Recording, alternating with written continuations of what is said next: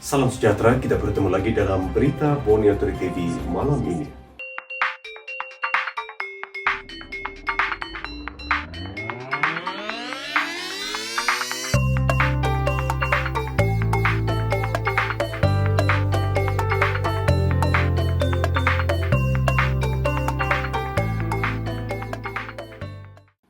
Ketua Menteri berkata pengurusan ekonomi negara ketika COVID-19 perlu dibuat secara efisien agar proses pemulihan pada pasca PKP tidak terlalu sukar.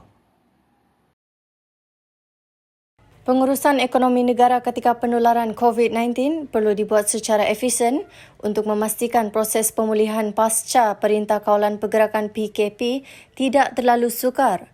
Ketua Menteri Sabah Datuk Seri Panglima Haji Muhammad Shafie bin Haji Abdal berkata, ia boleh dimulakan dengan mengenal pasti zon hijau dan zon merah. I think it is also important for us looking into how we manage the economy of the country. For example, like looking into where are the green areas. The green areas we can open up. The red area, of course, is very difficult. You must lock them down. But it is important for us to open up the economy slightly to ensure that liquidity in the system must be there. Otherwise, for us to recover in the future is going to be a very tedious job, and it will take a longer time to do that. Datuk Seri Muhammad Shafie berkata demikian ketika sesi temu bual Consider This yang diterbitkan Astro Awani malam tadi. Temu bual tersebut memberi fokus kepada respons Sabah dalam menangani COVID-19 serta cabaran yang dihadapi susulan penularan virus tersebut di negeri ini. Timbalan Ketua Menteri Sabah Datuk Seri Panglima Wilfred Madius Tangau bersetuju dengan keputusan Kerajaan Persekutuan melanjutkan tempoh Perintah Kawalan Pergerakan PKP sehingga 12 Mei depan. Beliau berkata pelanjutan itu perlu untuk kebaikan secara menyeluruh. Keputusan kerajaan untuk melanjutkan lagi PKP adalah sesuatu yang diperlukan. Saya bersetuju dengan langkah yang telah diambil oleh Kerajaan Persekutuan seperti diumumkan Yang Amat Berhormat Perdana Menteri, kerana persoalannya sekarang bukan bila mau dihentikan PKP ini, tetapi persoalannya ialah bagaimana kita menghentikan ini. Kita tidak menghentikan serta-merta dan kembali kepada cara kita dahulu. Kita tidak boleh buat itu. Kita karena tetapkan bagaimana kita mau akhiri PKP ini. Madius yang juga ahli Parlimen P170 Tuaran berkata demikian selepas menyampaikan bantuan ahli Parlimen berupa beras dan makanan kering di Tamparuli dan Kiulu hari ini.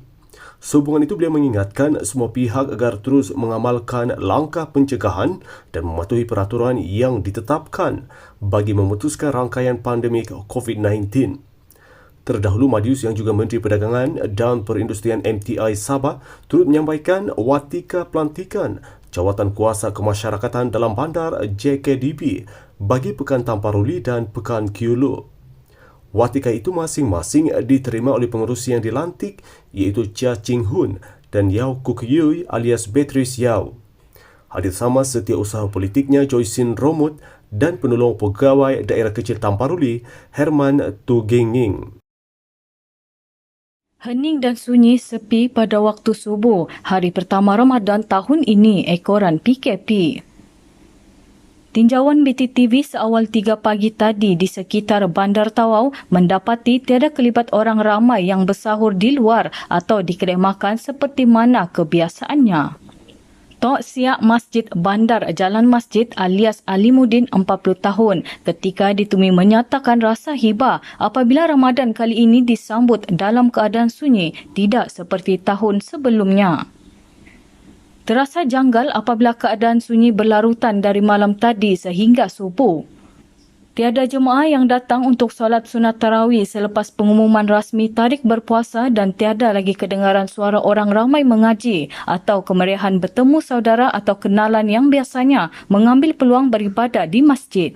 Jemaah juga tidak lagi ke masjid seperti tahun sebelumnya untuk berbuka puasa, sembayang ataupun more. Bagi penjajah makanan di Pasar Tanjung Tawau, ada yang masih menjual minuman panas bagi membolehkan penjajah dan pemborong sayur bersahur. Tinjauan turut dilakukan ketika pasukan keselamatan sedang bertugas di sekatan Jalan Raya Batu 2, Jalan Apas. Seawal jam 4 pagi, anggota polis dan tentera yang bertugas di sini sejak 12.30 malam mula membuka juadah masing-masing untuk bersahur. Tiada sebarang kelulusan dikeluarkan untuk melantik amil bagi tujuan mengutip zakat fitrah tahun ini di Sabah. Justruk Pembantu Menteri Undang-Undang dan Hal Ehwal Anak Negeri Sabah, Dato' Uda Sulai, meminta umat Islam di negeri ini menunaikan rukun Islam keempat itu secara dalam talian. Katanya bagi menjalani kehidupan normal baharu susulan pelaksanaan PKP di bulan Ramadan, pembayaran boleh dibuat menerusi Maybank Tuju selain aplikasi telefon pintar seperti Snap NP dan Mike. Saya dapat tahu bahawa kerajaan sudah mencadangkan sama ada amil-amil boleh pergi ke rumah-rumah memungut sendiri, tapi setakat ini tidak ada kelulusan daripada pihak MKN. Jadi artinya apa yang telah diputuskan oleh kerajaan melalui online itu akan terus kecuali ada perubahan nanti daripada kerajaan, maka akan dikeluarkan. Beliau berkata demikian selepas ditemui dalam majlis penyerahan sebanyak 170 peralatan pelindungan diri PPE sumbangan daripada Dewan Undangan Negeri Petagas kepada petugas barisan hadapan di Putatan siang tadi. Majlis Ugama Islam Sabah MUIS mengumumkan dua kadar berbeza zakat fitrah di Sabah iaitu RM7.50 dan RM6 bergantung kepada kemampuan pembayar atau ketua keluarga yang terkesan akibat PKP serta pandemik COVID-19. Di majlis berkenaan, Datuk Uda turut menyampaikan 51,000 penutup hidung dan mulut kepada Majlis Daerah Putatan untuk diagihkan ke seluruh kawasan Dun Petagas. Padi Beras Nasional Berhad Bernas terus menjalankan pemantauan bersama Kementerian Pertanian dan Industri Makanan bagi memastikan rantaian bekalan makanan negara terus terkawal khususnya di Sabah.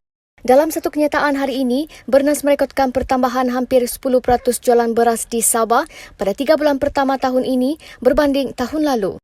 Manakala bulan ini, jualan beras naik mendadak 40% lebih tinggi daripada purata jualan biasa di negeri ini. Selain itu, terdapat penambahan 27% pemborong beras yang sebelum ini tidak mempunyai rekod pembelian dengan Bernas. Manakala kira-kira 61% pemborong di Sabah telah membuat pembelian beras lebih daripada biasa dengan 37 pemborong telah membuat belian melebihi 100% daripada jumlah pembelian biasa. Keadaan luar biasa ini mendorong Bernas untuk mengambil langkah berjaga-jaga dengan mengawal jualan kepada pemborong-pemborong tertentu bagi mengelakkan berlakunya sorokan beras atau hoarding oleh pihak-pihak yang berkaitan. Sekaligus dapat menghalang kemungkinan beras yang dibekalkan untuk pasaran Sabah dibawa ke negara jiran seperti Indonesia dan Filipina dengan mengambil kira faktor harga beras di Malaysia adalah yang terendah di Asia Tenggara.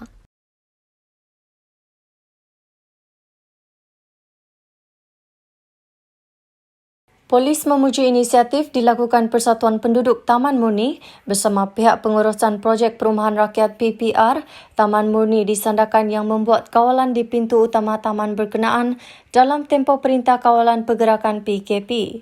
Ketua Polis Daerah Sandakan ACP Muhammad Azhar Hamin berkata, inisiatif ini amat baik bagi membantu pasukan keselamatan untuk menangani penularan COVID-19 di daerah Sandakan.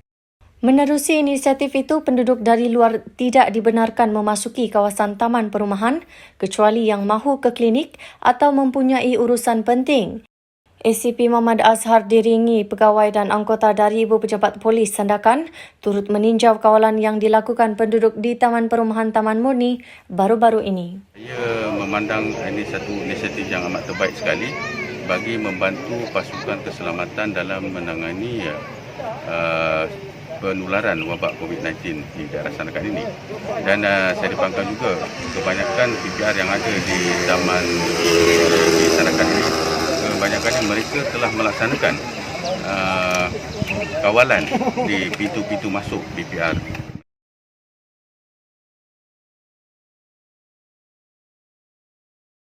Proses disinfeksinya kuman untuk membendung penularan COVID-19 bukan hanya dilakukan di kawasan tumpuan awam seperti di pasar dan pusat komersial, malahan juga di satu lokasi pada ketinggian 3,272 meter dari paras laut.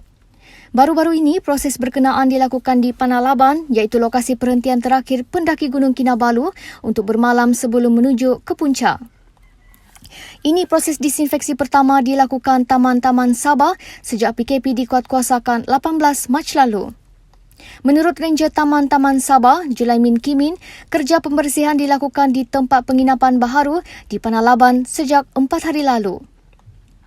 Tempat penginapan baharu di Panalaban ialah Asrama Mokodo dan Kinatoki yang menjadi tempat persinggahan pendaki Gunung Kinabalu dari seluruh dunia. Sebelum ini, Gunung Kinabalu menjadi tumpuan maksimum 168 pendaki sehari. Namun, aktiviti pendakian Gunung Kinabalu telah dihentikan sejak pengumuman PKP 18 Mac lalu. Dua lelaki pendatang asing tanpa izin warga Indonesia bukan saja ingkar PKP, malah membawa 601.75 gram dada jenis syabu bernilai RM36,000 yang dipercayai diseludup dari Tawau untuk diedarkan di kawasan sekitar Pulau Sebatik termasuk negara jiran. Dalam kejadian jam 10 malam Rabu lalu itu, suspek berumur 39 dan 41 tahun ditahan ketika menaiki sebuah motosikal berhampiran pintu masuk sebuah ladang di Bergosong, Pulau Sebatik. Ketua Polis Daerah Tawau, Assistant Commissioner Peter Umbuas berkata, kedua-dua suspek ditahan ketika menunggang sebuah motosikal. Pemeriksaan lanjut ke atas motosikal yang dinaiki oleh mereka telah menemui satu kotak berbungkus plastik bergantung di ruang hadapan motosikal, dan kotak tersebut diperiksa dan didapati di dalamnya berisi satu bungkus plastik warna hitam, dan di dalam plastik hitam tersebut terdapat bungkusan plastik lutsina yang mengandungi haplogenik disyaki dada jenis syabu. Hasil siasatan lanjut mendapati kedua-dua suspek tadi tidak mempunyai sebarang dokumen pengenalan diri. Ujian air kencing mendapati kedua-dua suspek positif dada jenis metamfetamin dan amfetamin. Kedua-dua suspek direman seminggu dan disiasat mengikut Seksyen 39B Akta Dada Berbahaya 1952 dan Seksyen 15-1-A Akta yang sama.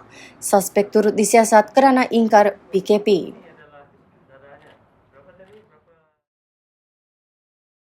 Maritim Malaysia Tawau menyelamatkan dua mangsa bot jongkong karam di kedudukan satu batu nautika barat laut Muara Sungai Pukol, Pulau Sebatik petang semalam.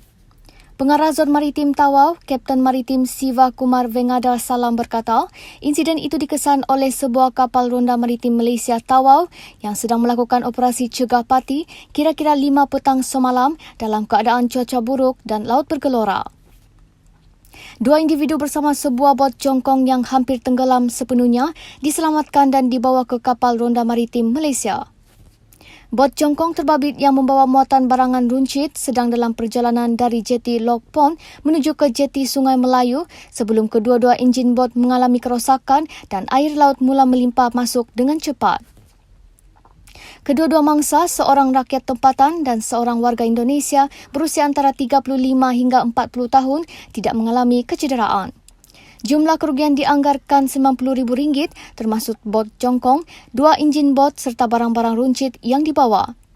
Kedua-dua mangsa dibawa pulang ke Sungai Melayu, Pulau Sebatik kira-kira 8.30 malam semalam apabila cuaca mengizinkan. Saudara, pencegahan COVID-19 sebenarnya sangat mudah sekiranya semua pihak ambil peduli. Patuhi PKP. Saya Salvinus Saribun.